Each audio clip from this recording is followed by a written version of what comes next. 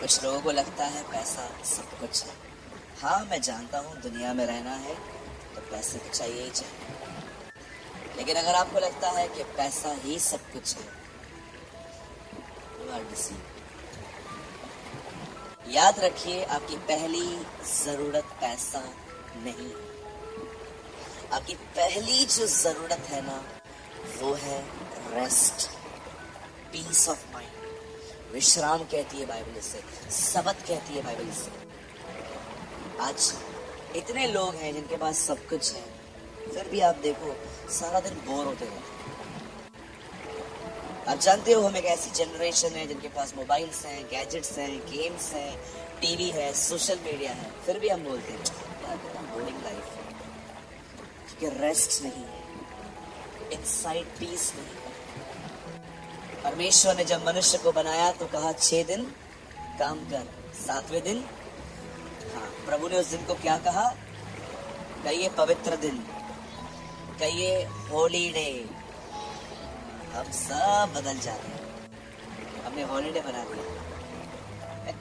It's a holiday, no it's not a holiday, it's a holy day.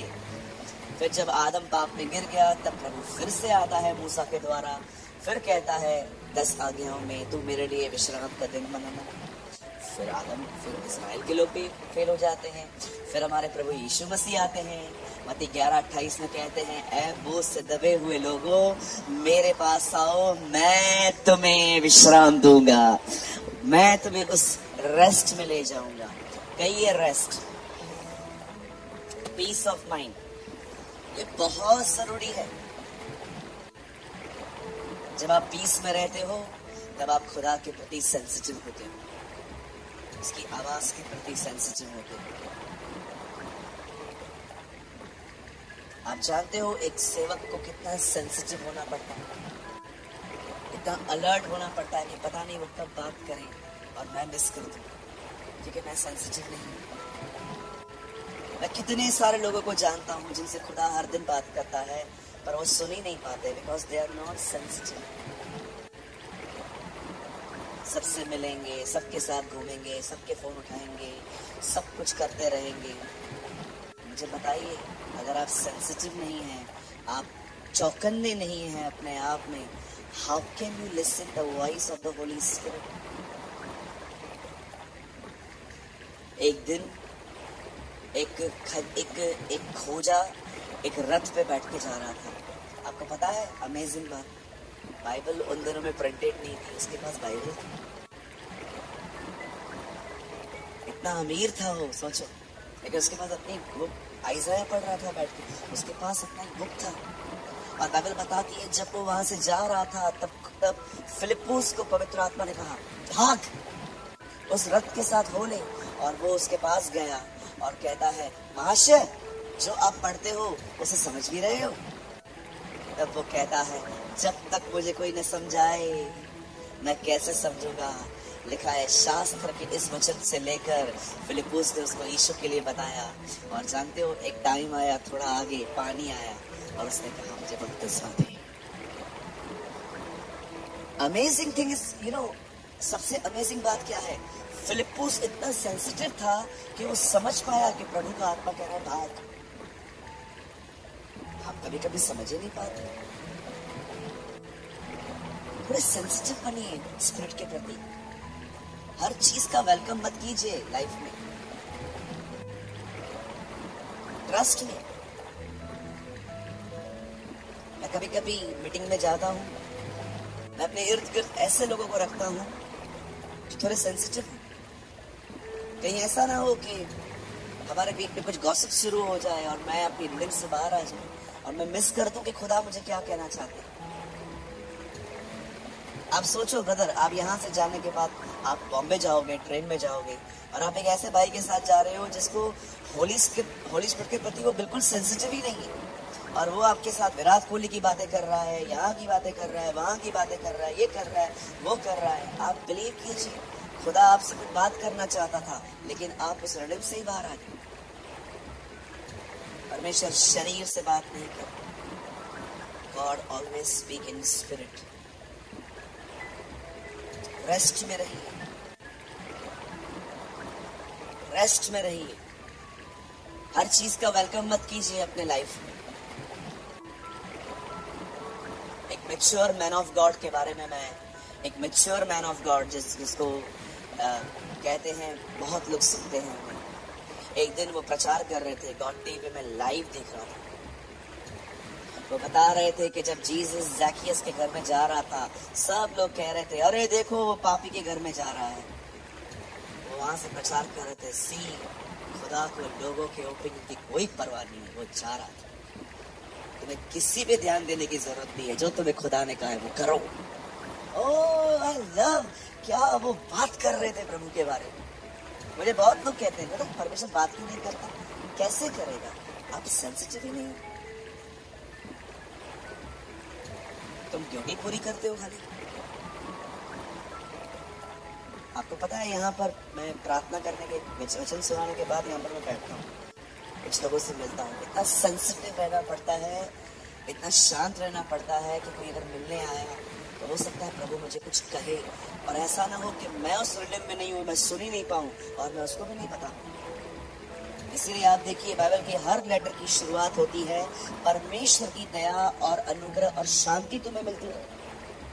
क्यों Paul कहता है शांति मिलती रहे? क्योंकि पॉल जानता था शांति में ही उसकी बातें समझी जा सकती हैं।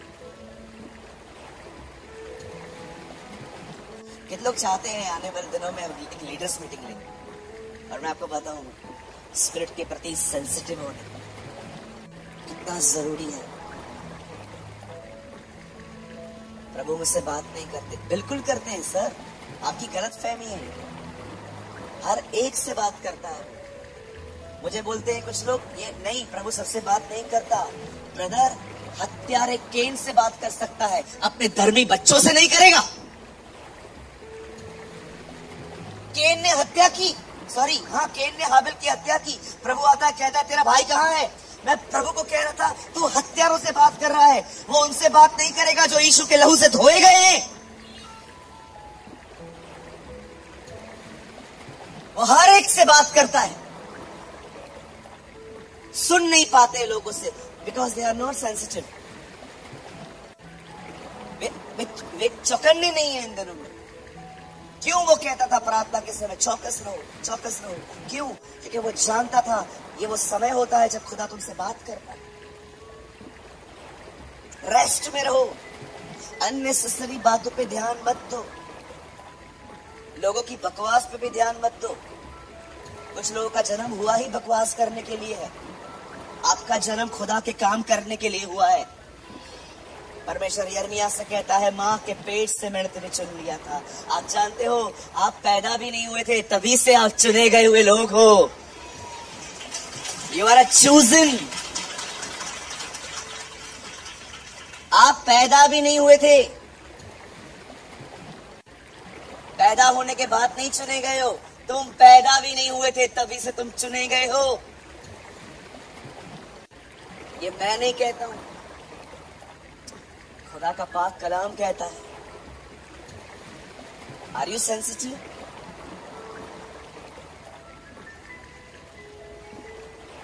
मुझे ऐसा लग रहा है मैं पास्टर्स मीटिंग प्रीच कर रहा हूं।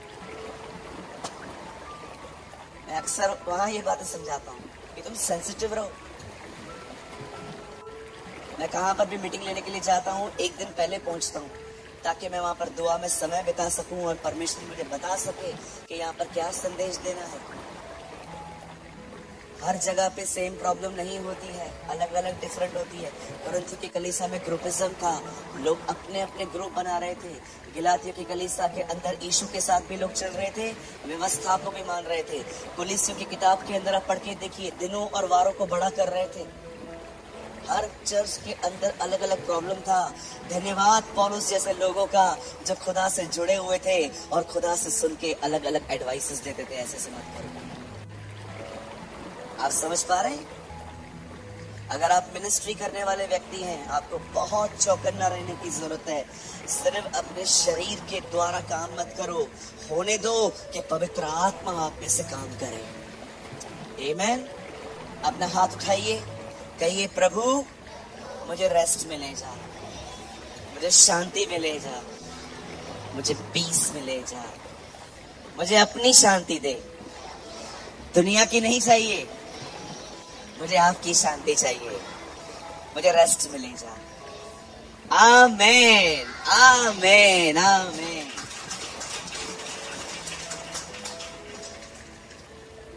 ओके, मीटिंग पूरी करें, आई थिंक इतना काफी था। ओके, अंतिम आशीष लेंगे? नहीं? चलिए मेरे साथ स्टार्ट करते हैं, और मैं बिलीव करता हूं आज का वर्ड आपको ट्रमेंडस रेस्ट में ले जाएगा। आमीन। Come on, open with me the book of Zakaria. Zakaria नबी की किताब हम खोलेंगे।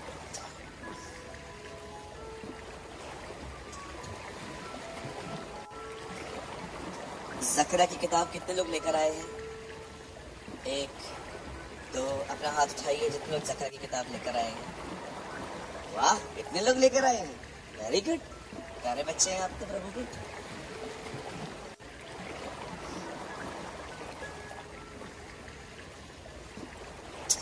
खुदा मैं तुझसे विनती करता हूँ हमारी कलीसिया तुझे सुनना सीखे।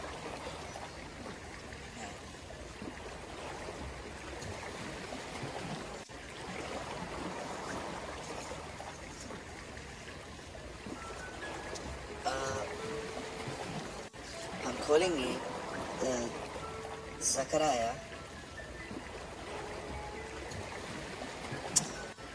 12 अध्याय, चैप्टर 12। मिलेगा मिलेगा, आज ही मिलेगा 100%। जो लोग बाइबल रोज पढ़ते हैं उनको मिलेगा ही मिलेगा, जो नहीं पढ़ते हैं उनको शायद कल परसों तक मिल जाएगा। ओके, लेकिन जो लोग मिल गया आपको, वेरी नाइस।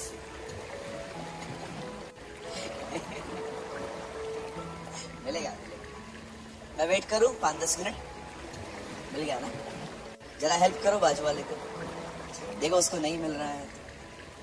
एक्चुअली वो बाइबल लाया है, ज़करिया की किताब नहीं लेकर आया। Okay, I am kidding, don't mind. Okay, तो आज हमारा विषय है दुआ। ओके, मैं चाहता हूँ शांत रहिए बच्चों, शांत हो जाओ बेटा, तुम लोग हमारा भविष्य हो, वर्तमान चौपट मत करो। हंस रहे। 12 वर्सेस 10, 12 का 10।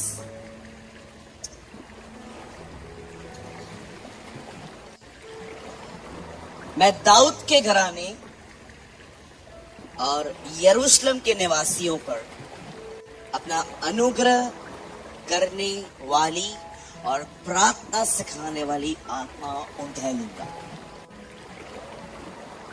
तब वे मुझे ताकेंगे, अर्थात जिन्होंने बेदा है, और उसके लिए ऐसे रोएंगे जैसे इकलौते पुत्र के लिए रोते पीटते हैं, और ऐसे भारी शोक करेंगे जैसा पहलौठे के लिए करते हैं। आमीन, आमीन। आइए, जो लोग सेवकाई करते हैं आपसे ज्यादा उम्मीद है आज ध्यान देने की, याद रखिएगा।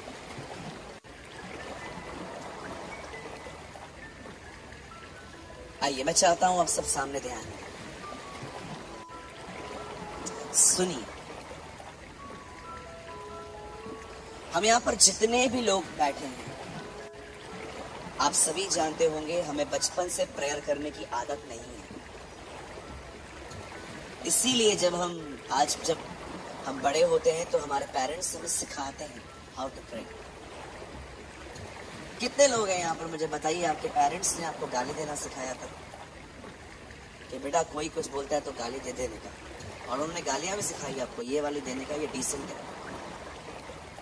आई होप कि आप में से किसी के पेरेंट्स ने आपको गाली नहीं सिखाई होगी। अच्छा, कितने माँ बाप हैं यहाँ पर जिन्होंने अपने बच्चों को सिखाया है कि ध्यान उस तरफ हो तो पकड़ कैसे मारना है?